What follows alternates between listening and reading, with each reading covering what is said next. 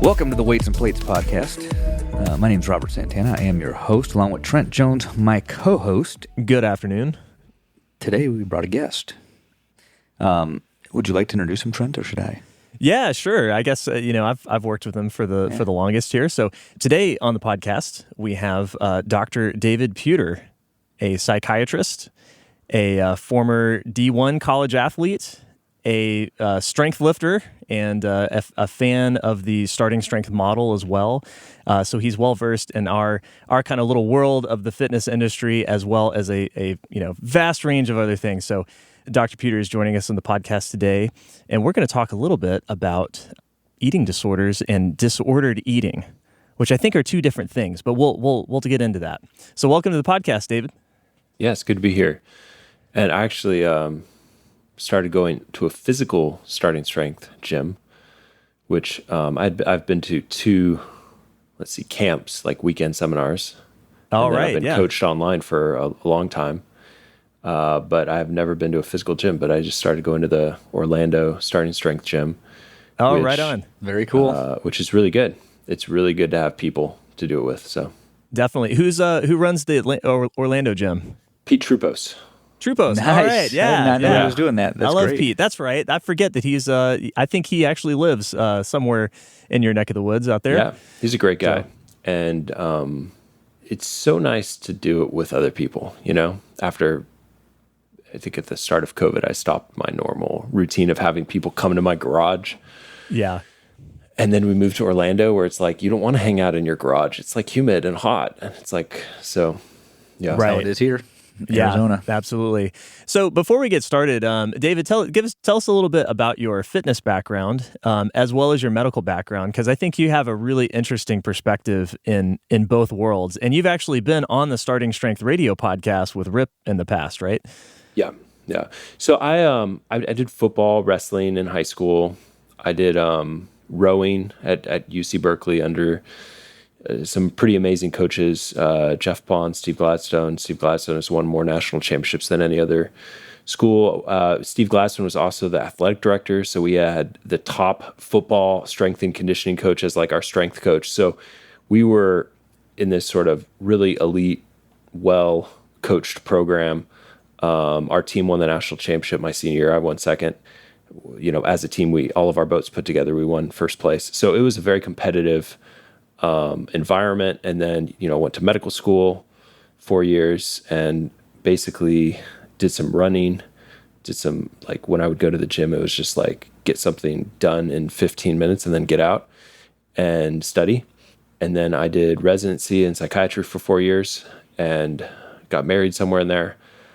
And then when I got out, had some kids, you're busy with life. And at some point, one of my friends was like, hey, why don't you, lift with me? And he broke down the program, Starting Strength. He was just a fan.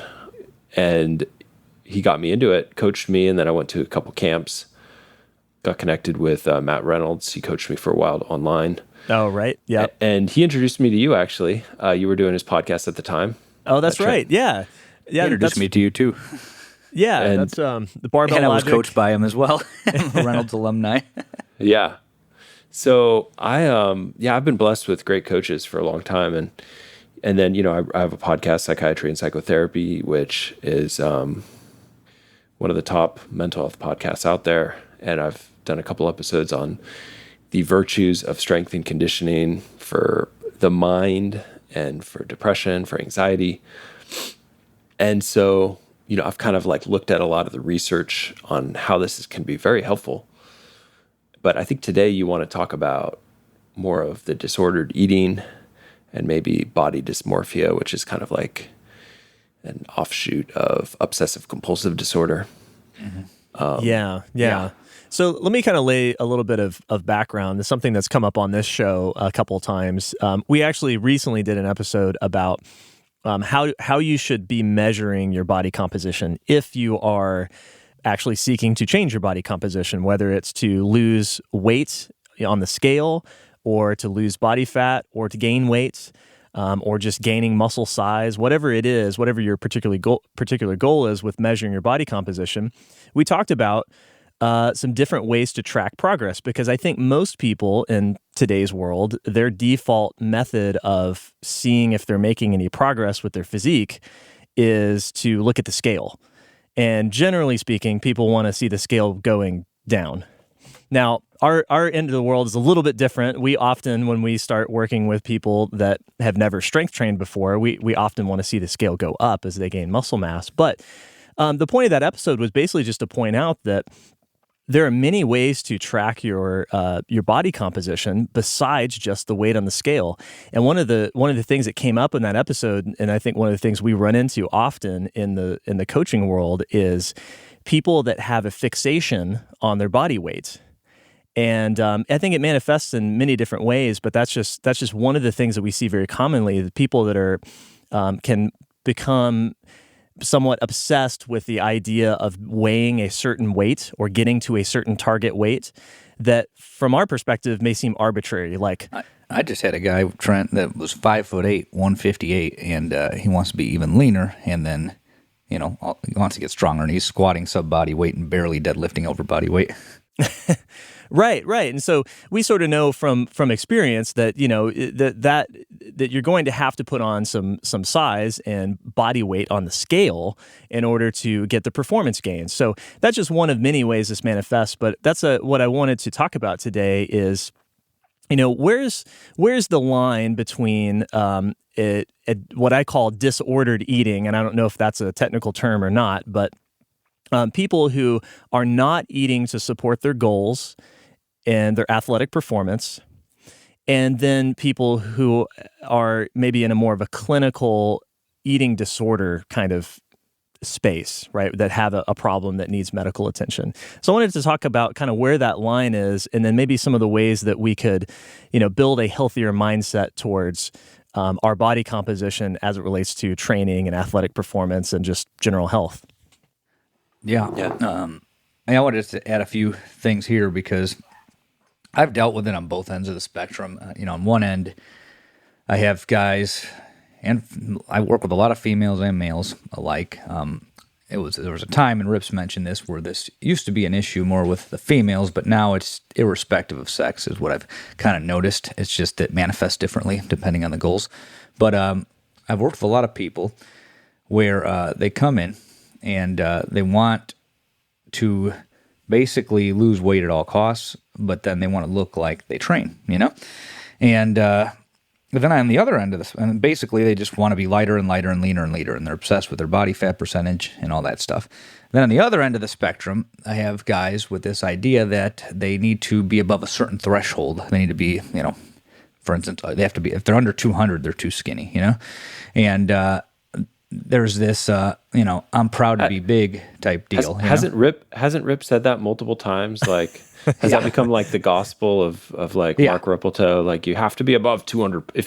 What kind of man are you if you're not above 200 pounds? But then if you're not above 200 pounds, you gotta seriously, like, you gotta drink a pound of pure butter every day.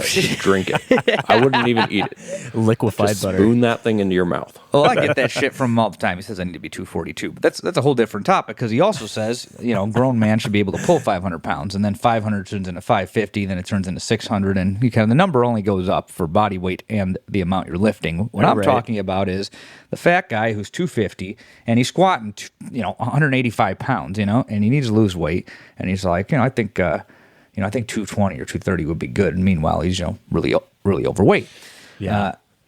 Then you also get guys that, are bean poles. They're, 6'2", 150, and they do want to get bigger. And they're like, I want to be as big as Dwayne The Rock Johnson, and they have no concept of how much genetics plays into this, how little muscle mass, relatively speaking, we can gain through strength training alone and diet, and how much drugs are involved in a lot of these recommendations that they get from fitness magazines, Instagram, etc., that nobody talks about. Everybody leaves out the most important ingredient. Yeah, like Rip always if you're says, on the WWE, like, your cocktail can be upwards around $10,000 a month. Like, your human growth hormone, testosterone, you're cycling in and off.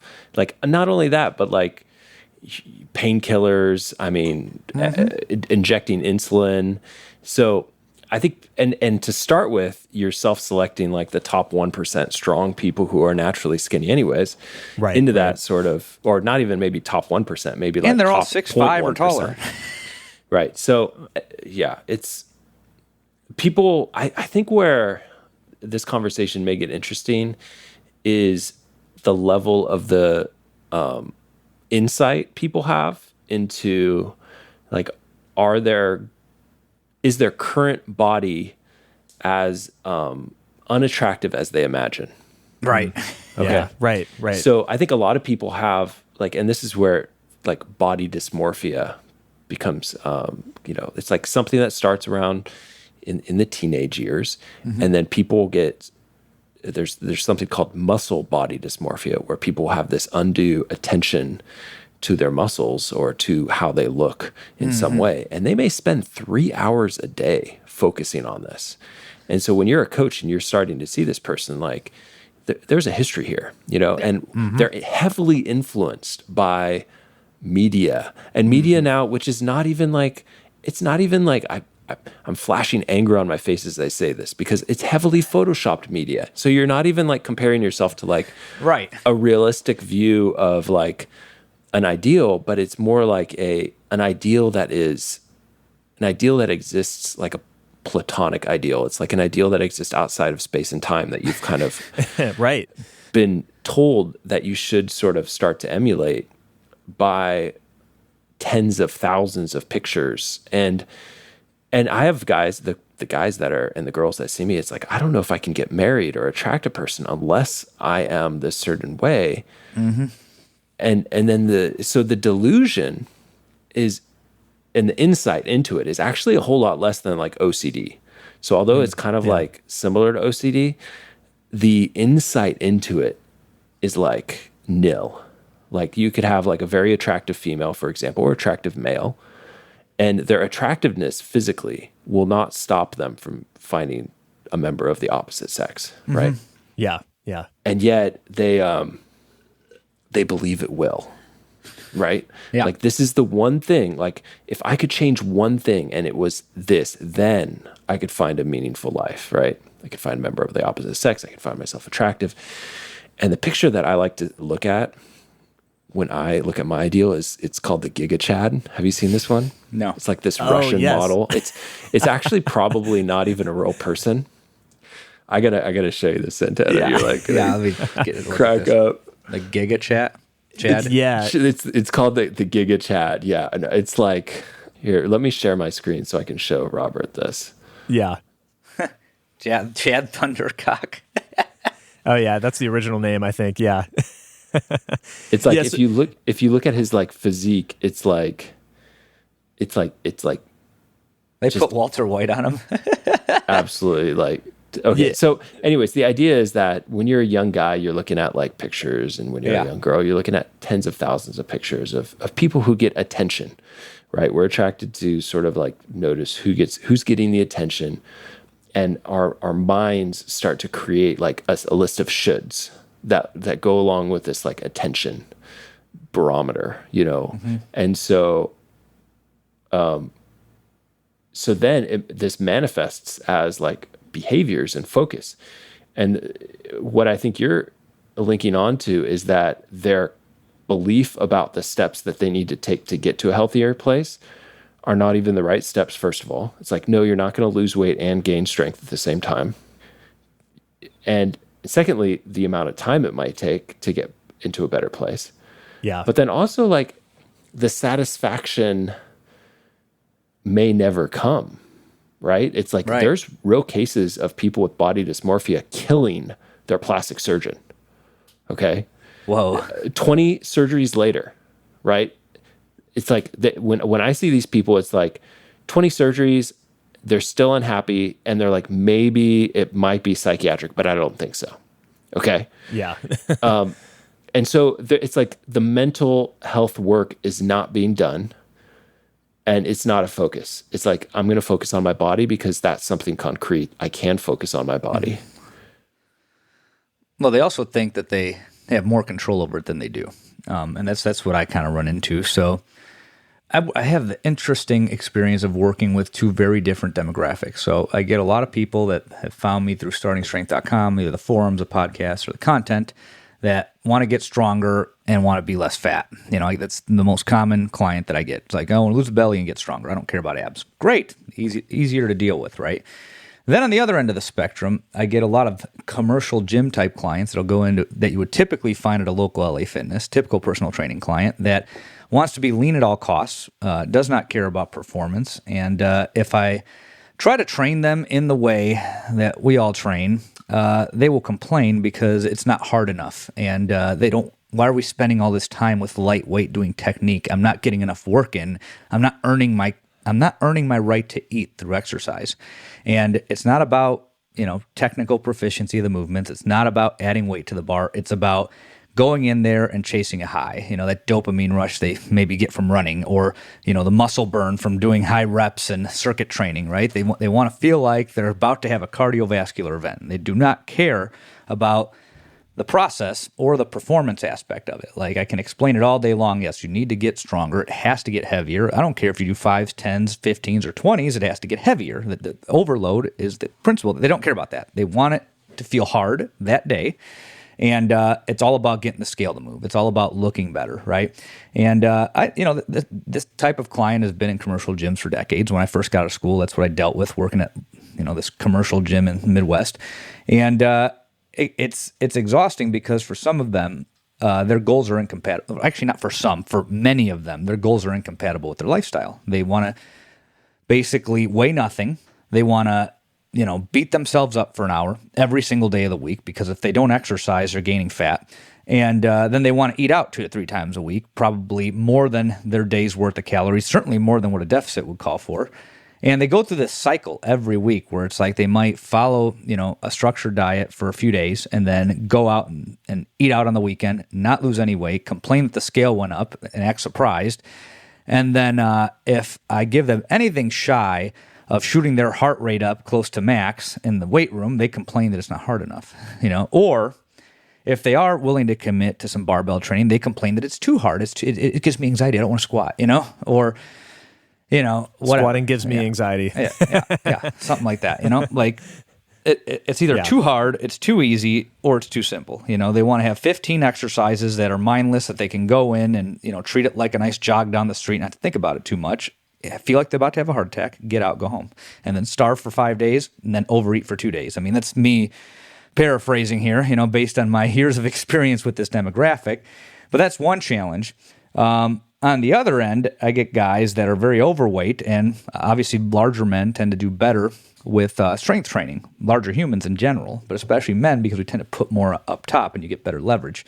And we have more muscle mass, more testosterone, all those fabulous things that Rip likes to rant about at least once a week on his radio show.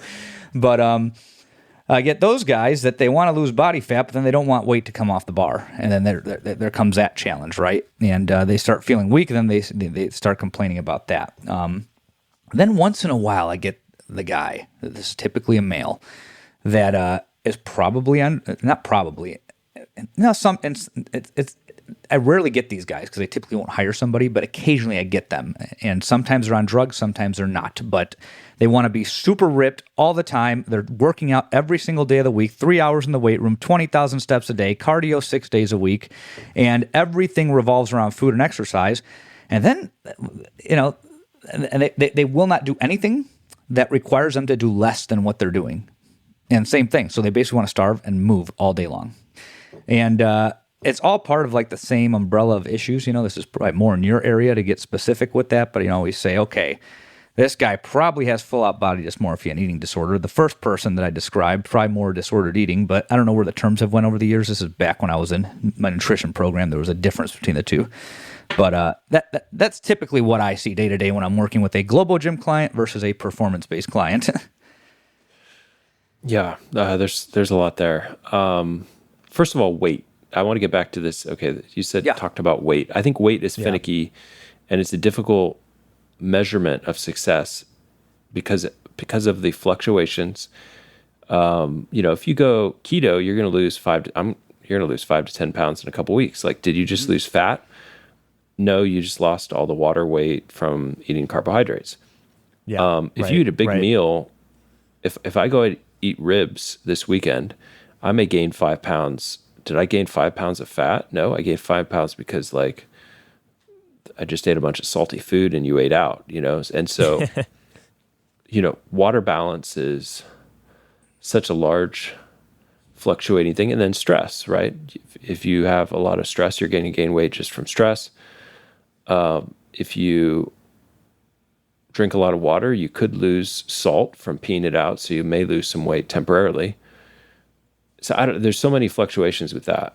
And then if you gain strength while you're losing weight, or if you are doing strength exercise while you're losing weight, you'll lose less muscle, which is a good thing. But you won't lose the weight maybe as fast as you would otherwise. So you could lose 1 pound in a week, and 75% of that is fat, but you may not feel the reward of when you lost 5 pounds a week, when a lot of that was muscle. Yeah. And then if you're not strength training in the right way, when you lose weight, you'll lose muscle, and then you'll gain weight back, and that weight you gain back will be fat when you yo-yo diet. So you lose muscle, gain back fat, lose muscle, gain back fat. And then, when by the time you're in your 60s, like a lot of my patients, you have sarcopenia.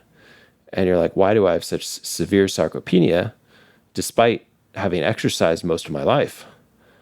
So that's where I think like some of this logic, like you almost have to convert people to a logic of, there's going to be a season of getting strong, and then there's going to be a season of focusing on your diet and having that be a priority. And focus on your diet in a way that you might lose inches around your waist, right? I think that's the ideal that I've seen. And I think that ideal is not something that Starting Strength has like, oh, here's the LP of weight loss. Like I haven't seen that in a very clear way, which I think maybe you've worked on that, and maybe that's I've been working on it. Yeah. Yeah, that's what we talked about last week, actually, in our podcast episode. Yeah, exactly. Yeah, like periodizing your training and your nutrition at the same time. Yeah, I think that was a great concept you brought up there. Yeah, so I think, I think just to kind of connect some dots that both of y'all have been talking about, that I think is interesting here. So there's clearly an education problem. So there's a lot of folks that just don't realize, how human physiology works, and how the muscle gain and fat loss equation works in terms of body weight on the scale. So I'm totally with you on that. That body weight is a poor metric for tracking progress. But I think there's also kind of an interesting disconnect with what you said, Dr. Puder, that people are looking for those that get attention out in the world, and that's often who ends up influencing us. And I think one of the interesting things is, not many people have the chance to do this, but if you've ever met a celebrity in person, like someone who is an actor or, is a fitness, I guess nowadays Instagram celebrity, there's Instagram celebrities. So, like a fitness influencer, you see them in person and they're actually pretty strange looking. Or I think they are, because often like what gets attention in social media or in the broader media is people who are outrageous looking to an extent, or extreme looking, and so they always say like, the camera adds 10 pounds, right? So the actor that you meet actually looks maybe smaller and skinnier than they do on camera, which I think is kind of interesting. So there's this distortion of what a normal, healthy looking person actually looks like, because we're only seeing it through the filter of media. So I think that's really interesting. There's kind of two pieces here. One is an education piece, which hopefully our podcast is helping to address a little bit. But then there's the expectation piece as well. Right. So, like, first of all, I would say, what are your shoulds? Like, just write them down. Like, what are the things that you believe you should look like, or you should be doing, or what are the beliefs? And then can you challenge those a little bit? Like, do they have, like, are those really what you value? And then so you have to look through like a value lens at the shoulds. Like the values can be like, I value family, or I value, my work, or I value my spirituality, or I value this, or I value that, right? So it's like these values, then you can start to look at the shoulds that you believe implicitly from tens of thousands of images, and you can compare those with your values. And can you then create a set of ideals or aspirational ideals that are maybe beyond what sort of these shoulds that have been environmentally influenced say you should be like? Yeah. Okay. Yeah. Yeah. So like maybe, for instance, maybe a should for a 17-year-old kid is, I gotta have a six pack. I should have a visible abs. Mm-hmm. But maybe we can look through that a little bit with some more maturity. And it's hard to do at 17, but maybe with a few more years experience of life, you can look through that and say like, well, what do I really want here? Am I looking for, am I trying to make myself physically attractive to a potential mate in the future? Okay, well, so, does the should now, does it have to involve a specific body part or a specific sort of, signal of body composition, right? Or maybe it can be like, I just want to have a nice looking physique, which can be many different things. Doesn't have to be visible abs, which may or may not be achievable for everyone. I'm remembering, Trent, the picture of you before and after you started strength training. And I think you met your wife before when you were like a super skinny dude. But I bet your wife now would be like, no, I don't want you to go back to being that dude, right? Oh, no way. No way. Yeah, she's like, she gets mad whenever I drop down below like 190 pounds. She's like, you're looking skinny. She's like, I gotta fatten you back up. It's like, so sometimes I think when I'm like talking to my patients who are like, young and dating and want, all these things, I'm like, I was kind of a dork when I met my wife, and I was super skinny. I was the kind of guy who would wear flip-flops with socks, like, and I would do it on purpose because like, I thought, rocking the mullet and having the flip-flop with socks was like, that was like, oh, I haven't seen the mullet. I got to see some pictures. Yeah, I had like a wig. I had a wig, a party mullet that I would rock at like parties, but it looked real. So like it would take people off guard, It's your Billy Ray Cyrus. Oh, geez. That was the mullet of all mullets. Or was it Roadhouse mullet? Oh, it was. I had the rock star mullet. I had like this black mullet. Yeah. Oh, okay. Yeah. It's funny though, because like, as you talk about this, like Santana, I'm like, I could be like a bunch of those different people throughout my life, right? Oh, yeah, me too. Yeah. And I still struggle with like, Same here. at times wanting to lose weight and, monitoring success in the incorrect way, or not living up to like some sort of bigger ideal. Like, okay, it's good to be healthy. It's good to be fit. So if you're listening to this, I want you to realize like we're preaching to ourselves maybe a little bit here too. Oh, yeah. Like 100%. Yeah. My biggest frustration has always been, my baseline was not a whole lot of muscle up top and not really fat, but soft enough, for me to notice, but in clothes look like a skinny guy, And the biggest letdown was that I can train for years and years and years, and I'll lean out up top, but I'm not going to gain a bunch of muscle mass because there's so many drugs involved, and that's something I didn't understand because I didn't do drugs. I wasn't in a sport that would have required those types of drugs. I was a swimmer, so I wasn't in football or wrestling or baseball or some of those other sports where a lot of the kids in my high school were on drugs. I learned this years later, right? So just not something I was around. And, you'd read these fitness magazines and they'd put in all these articles about, do this 12-week program, you're going to gain a pound of muscle a week or some bullshit, or take this, and there's supplement page after page after page after page. Yep. And my whole thing is I'm scientifically minded, so I'm like, okay, how do I do this right? And then I went through all these phases where I did stupid shit, found starting strength. That was the first thing that got my upper body to develop because I started deadlifting and pressing, essentially. Before that, I was just benching like everybody else. I did chin-ups because I was a swimmer and was forced to at a young age. And I squatted because you're a pussy if you don't squat. So that's why I kind of was drawn to rip, because I felt guilty ever removing the squat out of my workout. It's like you have to do it because it's miserable. It's miserable, so therefore I must do it because if I don't, I'm cheating or something, Anyways, I still squat 20 years later. But no, I just, I started pressing, I started deadlifting, I started pushing high intensity for longer. Most importantly, I started learning how to move. But in terms of like, I keep getting stronger over the years, but I'm not getting much bigger. I can gain a bunch of weight and lose a bunch of weight and end up in the same place, or not in the same exact place, but statistically speaking, the magnitude of change isn't that great at this point because I've been lifting for so long, and that just the drug variable was just always left out because in part it's illegal, but in part these guys want to boast themselves to be more than what they are and sell themselves as superheroes, and you can do it too, and all that. It's just the era we all came up in. What did Hulk Hogan say? It's like, drink your milk, eat your vitamins, say your prayers. Yeah, I believed all this shit. You can look like me. Right. I believed all this. I didn't know what a steroid was when I was 16, 17, 18, And then, you get Arnold's book, and he's saying don't do them when he was loaded up on him as he was writing the fucking thing, I'm like, this is just a disclaimer, so, he didn't get criminal charges against him.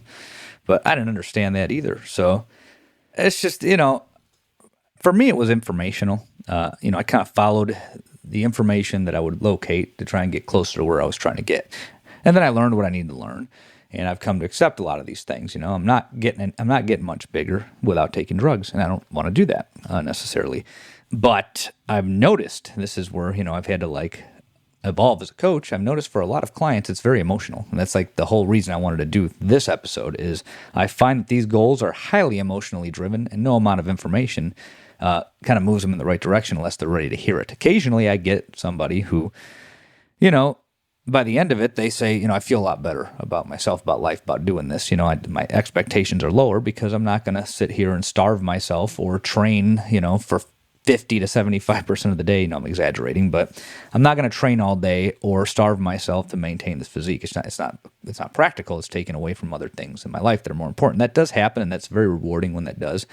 But a lot of the time, this stuff's emotionally driven. I've had guys that they're so obsessed with maintaining leanness and constantly moving, and they literally will hire me and not follow a damn thing I say for months and months and months. And then I say, okay, well, what are you doing? You're paying me to babysit you while you do what you want. So why don't you just do what you want without me babysitting you? I already told you it's wrong, And that's a logical thing to say. The thing is not driven by logic. It's driven by emotion. And that's really what I want to come to understand here.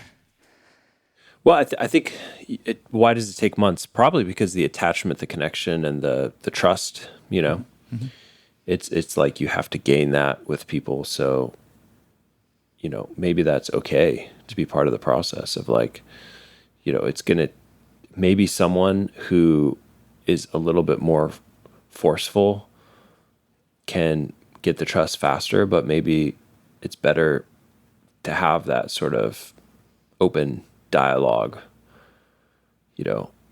their ability to challenge you or to go against your plan. Maybe that has value in reducing the internal shame that they feel that would allow them to change, right? Mm-hmm. I had that kind of experience with a nutritionist. I work with Jillian Ward. I feel like she's a very empathic, I would come and I think I felt like food carried a lot of shame for me. And I feel like just talking to her about food over the course of a couple months really helped me have less shame and more enjoyment when I was eating good food. And then also not comfort eating maybe as much, although I still do. Food for me has always been about comfort and about community and connection. And so it's kind of okay, how can I curtail that just a little bit so I can meet some goals here, of being a healthier version of myself. So I don't know. I think it's okay to have the patience process with this too, Mm-hmm. And then that sort of hey, what are your goals? Are you meeting your goals? Where are you not meeting your goals? And let me show you kind of how my plan will help you meet your goals in a way that maybe you don't know, right? I mean, the whole thing about getting a coach is you've been trying something by yourself for a long time and it's not working. And so how do you change your outcome? You change your environment. How do you change your environment? You hire someone who's an expert. The thing is men are horrible at general at wanting to believe that they need input from other men. That's Right. why I said that the male extremes are more rare. I have gotten them, but not as often as the female extremes. Yeah. Yeah, I'll get with I do coaching, psychotherapy across the world at this point because of the podcast. I bring in a lot of good clients. And I think that a lot of them begrudgingly come at first, maybe like the men, like the kind of like the archetypal strong man, the tribe leaders.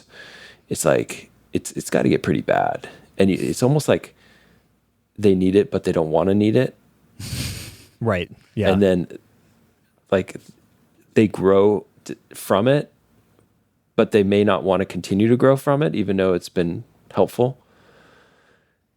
And then value-wise, like how much value to provide to them. Like if you make a person who's not in shape very strong, like you've provided them years of life, less depression, less anxiety. The value that you've provided them far exceeds the value of them driving a sports car. Yet I imagine they don't want to pay you the same amount it would cost them to buy a sports car, or the difference between like a sports car and a Honda Civic, right? Right. Right. Yeah. But the value you brought to them is more than that. But so it's hard to understand value when it's like your relationship is what's healing me, and your relationship is what's allowing me to change over time. Yeah, I think so. On your podcast, you've done several episodes about psychotherapy and the importance of the therapist establishing an empathic connection with patients, and how that empathy can really improve outcomes almost regardless of the model of therapy that's used, like whether you're doing EMDR or some other kind of model. Yeah. That the empathy kind of trumps all. And if you can establish that connection, that can be very healing in and of itself. So I think that's a really interesting point. And I'd like to maybe dig in a little bit more about what you mentioned, like maybe there's shame around food and food habits and dietary habits that people have. And how have you seen that manifest in your own therapy and experience working with athletes as well and lifters as well? And then maybe how have you seen people break down that shame and come to be more trusting and following others' advice or coaching? Okay, first of all, I use the word shame in like a technical sense of like they may have a sad expression, they look down, they want to cover themselves. It's like if you've never had the conscious awareness of having shame, then you definitely have had it and it's just been unconscious. It's like a lot of men only have like a couple emotions that they can identify, like anger and frustration, right? Or like maybe anger and sadness and frustration. But really, like there's a whole constellation of emotions going on, which I think I like to utilize like micro expression as like, created this website, emotionconnection.com, to identify and sort of label these small 1/10 of a second emotions that flash on the face. And Santana, I want to get you access to this if you haven't studied this, because it's going to blow your mind. Oh, I'd love to. It's like seeing in color. Like it's like the best thing for someone. Like if emotion is like not even in your vocabulary, it's like seen in color. And then what do you do when you do start to see in color? That would be me. So okay, you have these emotions. Shame is one of them.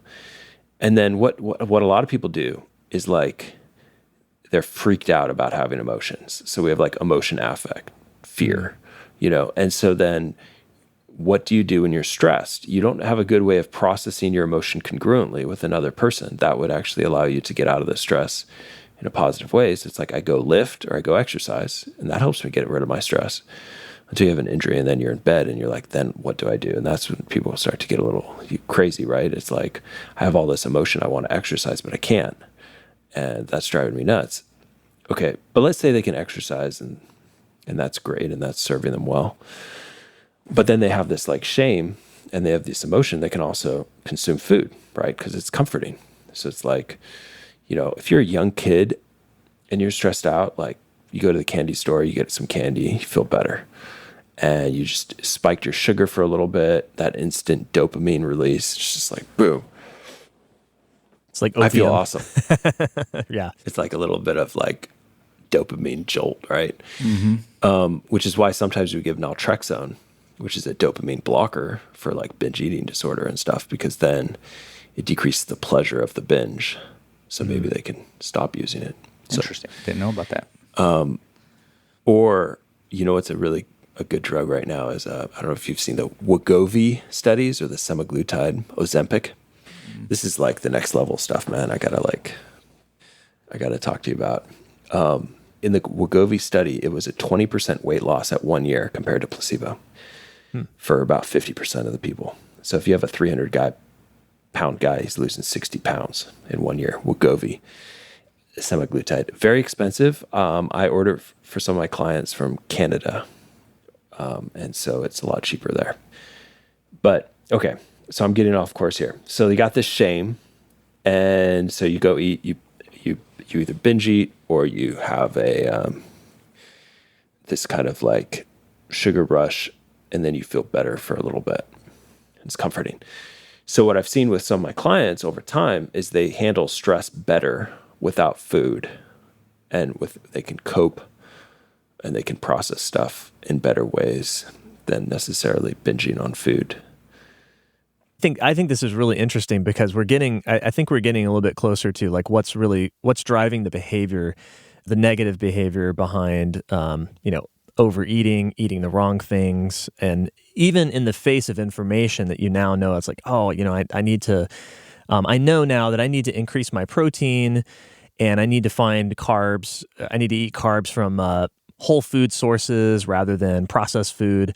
And I need to reduce my fat intake, right? So that, you can kind of intellectually understand the macro components of a good diet, but maybe be drawn to certain comfort foods because of emotions that you're dealing with. And I think that's super interesting because it does seem like there is a lot of shame around people's behavior or the behaviors that led them to the state to want to seek help with changing their body composition.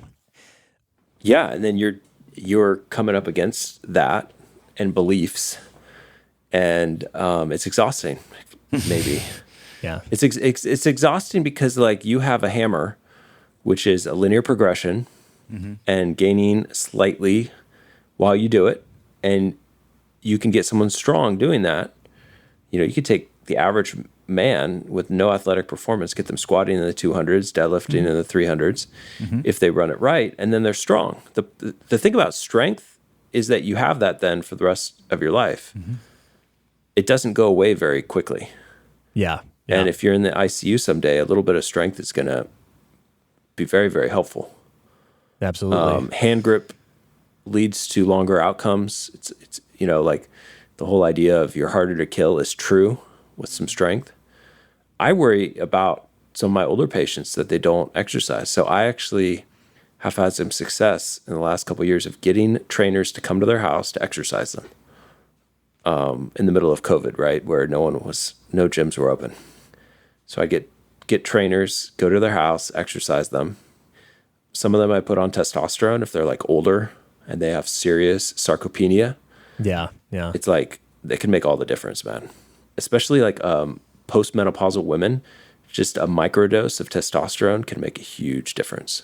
Yeah, that's interesting. As a little Yeah, I aside, believe that. that's how how frequently do you encounter clients that are over 60, let's say, that need some help from testosterone replacement therapy, or is that pretty common for you? It's maybe like once every 2 months I'll get a client that is a good fit for them. Yeah. And there's been a couple where like it is the fit, which is funny because like Rip would call me up, man, and I had to stop like answering his phone calls after a while. Dr. Puder, why aren't you putting all your patients on testosterone yet? I'm like, dude, but like psychotherapy is where it's at. Okay, for the majority of patients, it's psychotherapy, Right. But if you're like I have this guy, he has something more complicated than a Roux-en-Y. So that means like he's missing a big portion of his stomach and intestines. And for him, gaining weight is super hard. So when he was super depressed, he weighs like 120. And for a 120, 70-year-old, like the weight is the issue. Yeah. Like he's not going to get less depressed until he can get out of that sort of anorexic weight. Like most people don't realize, like once you are a certain level of anorexia, like low body weight, like your mood is not going to improve on medications. It like you actually need to gain weight. Like that's the first step to feeling better. So this guy, I mean, squatting at home, body weight squats and a small dose of testosterone, and then like encouraging him to eat all the time. Yeah. And he slowly has gotten up to about 150. Oh, wow. Which that's amazing. For him is like the difference between life and death. Awesome. Okay. Like if you get ill with COVID and you weigh 120 and you're severely sarcopenic, your chances of death is so much higher. Oh yeah. Sure. With a 20% weight gain, that's pretty good. Yeah, that's interesting. I do work with some older clients that are in 60 plus, and so I've run into that a few times where some of them are just kind of so low in body weight. I don't know that I could call them anorexic, but very low in body weight, and it's kind of like it does seem to be the keystone for everything else. So that leads me to one other thing I wanted to ask you, and what are some of the red flags that people could look out for if their behaviors around food and training are borderline clinical, let's say, or that they might be headed towards an eating disorder that needs medical attention? I would say, is it getting in the way of your life? And is it like how many hours per day are you stressing about this or thinking about this? So if you're somewhere around like beyond an hour, right, becomes more clinical. So if someone is like having obsessions 3 hours a day, like it's a lot of time. It's a lot of your life. And that's every day. That's 24/7. So a deep unhappiness, if it's there, like with your body or with how things are going, it's like, to some degree, like how much of this is solvable with exercise, right? There may be some things that therapy or other places where you can find meaning and purpose in life solve better than just exercise and diet. It's easier to focus on the physical, with so many patients. It's easier to just focus on like that which we see, touch, taste, have our senses wrap around. So as a coach, you're kind of like seeing these people, and maybe you work with them for 6 months, and it's like before they fire you because of their unhappiness with how things are going, maybe this is something where it's like, hey, I think we're making progress. I think if you consider this as part of the treatment, right? Focusing on good diet, healthy exercise, it's part of the treatment, but psychotherapy alongside of it and like looking at some of these kind of like deeper things, I think could be very important. Sure. And that sounds like something that could be important for someone, even if you don't have a clinical grade eating disorder, but maybe just something that you struggle with. You do find yourself thinking about this, for multiple hours a day. Then it can be a good thing to get some help and get some therapy and just and work through some of maybe the underlying issues there. All right. Well, that concludes part 1 of this 2-series episode. Might be 3. We'll see what happens. So thank you for tuning in to the Weights and Plates podcast. You can find me at weightsandplates.com and on Instagram at _Robert_Santana. My gym is located on Instagram at weights _and_plates. Very good. You can find me at jonesbarbellclub.com if you're interested in online coaching or in-person coaching if you're in or near the Chattanooga, Tennessee area. And you can find me on Instagram at marmalade_cream. Yeah, we'll definitely look forward to having Dr. Puder back on the show again to continue this discussion and to dig into the emotional side of eating and training as well. So we'll stay tuned for next time.